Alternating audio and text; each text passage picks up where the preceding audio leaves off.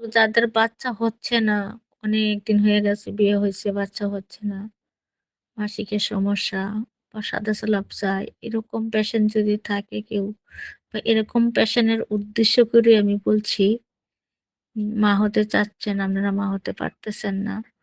তাহলে আপনারা আমার সাথে যোগাযোগ করবেন। কিভাবে আপনাদের ওষুধ খেতে হবে, কিভাবে ওষুধ ব্যবহার করতে হবে বলে দিব।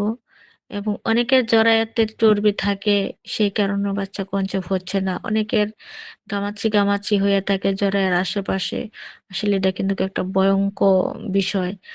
জরায়ুটা আস্তে, আস্তে পাতলা হয়ে যায়, তখন কিন্তু বাচ্চা কনসিভ হয় না। এরকম কিন্তু হয়। তবে এরকম যদি কোনো মা থাকেন তাহলে আমার সাথে যোগাযোগ করবেন।